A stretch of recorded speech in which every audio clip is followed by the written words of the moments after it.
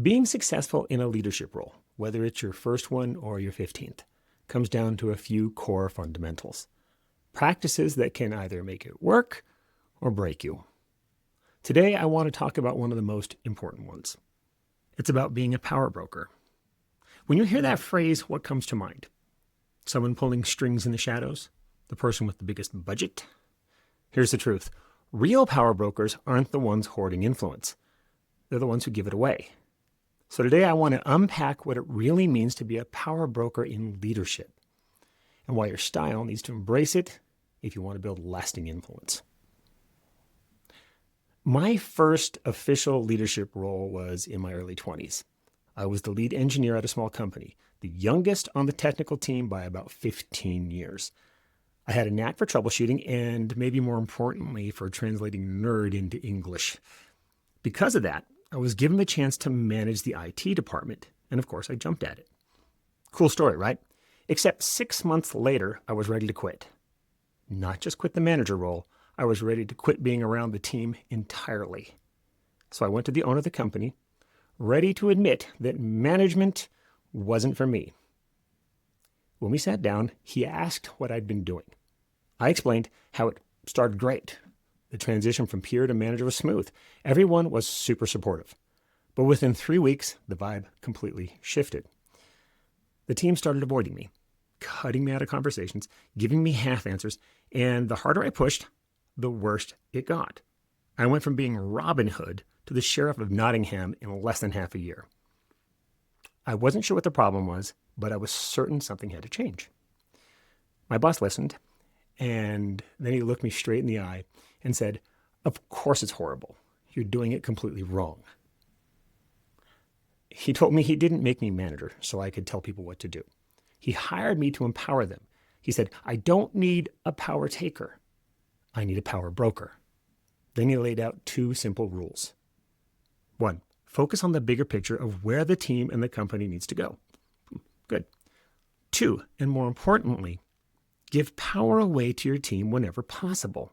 He said, if every decision has to flow through you, you're not a leader, you're a bottleneck. Every time you override someone, you're taking power away from them. Who wants to follow that? Then he flipped it.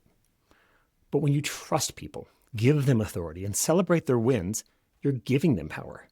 Do that enough, and people will seek you out because they know you're the one who brokers growth. Then he gave me 90 days to prove it. It didn't take 90 days. It took about 30. The change in the team and in me was nothing short of a miracle. By the time I met with him again, the team that wanted to run me out of the building was now ready to go to war with me. That's when I realized being a power broker isn't about holding power over people. It's about creating power with them. And the best leaders don't make people smaller. They make people bigger. Let that sink in.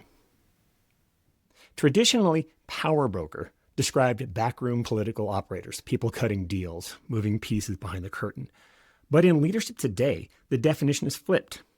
It's not about secrecy, it's about transparency. It's not about consolidating power, but distributing it. In fact, in modern organizations, the people who hoard influence, well, they usually burn out or get bypassed. The ones who thrive are the ones who empower others. So let's cover some core ideas here. Influence is not control. If everything has to flow through you, you're not a power broker. You're a bottleneck. Sharing decision-making creates velocity. Hoarding decisions slows everything down. Credibility comes from generosity. Real power brokers deal the cards. They share knowledge, networks, and opportunities. You don't keep all the cards. You put them on the table so everyone can play the game better. In cybersecurity, leaders often mistake control for influence. But real power brokers build capability in others. Executives, boards, most of all their teams. They turn complexity into clarity so people can act with confidence. That's what makes you indispensable. I want you to take a moment. Think about a leader you've worked with, maybe even one in the mirror who insisted on being in every meeting, every approval, every thread, what happens? The team stops making decisions. Innovation stalls.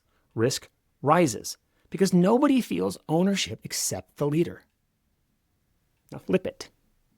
Picture the leader who says, I trust you with this decision. Here's the clarity. Here's the boundary. Go run with it. That's the kind of leader people want to follow. Because when they succeed, the credit is shared. And when they stumble, they know they won't be abandoned. That's power brokering. Here are 3 questions to sit with this week. 1, who's waiting for me to deal them a card? What opportunity or piece of knowledge can I hand over that changes the game for them? 2, where am I hoarding power that should be shared? What decisions, authority, or influence am I holding too tightly? 3, what's one conversation where I can turn someone else into a key player? Instead of being the hero, how can I make someone else shine? Now let's tie this into real scenarios. In cybersecurity, maybe it's letting your architects present to the board instead of you. In leadership, maybe it's letting your team own the win in front of the CEO. And in personal growth, maybe it's introducing someone in your network to a connection they couldn't reach otherwise. Each time you do this, you're expanding your influence by multiplying it. Remember this checklist. Provide clarity, spark energy, create momentum. That's the work of a power broker. Here's my challenge to you. This week, I want you to try something. Find one area where you've been holding the cards too close and deal one out. It might feel risky at first, but watch what happens when the person you empower grows stronger and your influence grows with them. Being a power broker isn't about controlling outcomes. It's about creating them through others. Influence multiplies when you share it. That's the leadership test. I'm Jason Elrod. Be present, get a plan, and make it happen. And above all, drink good coffee and do cool stuff. Thanks for listening.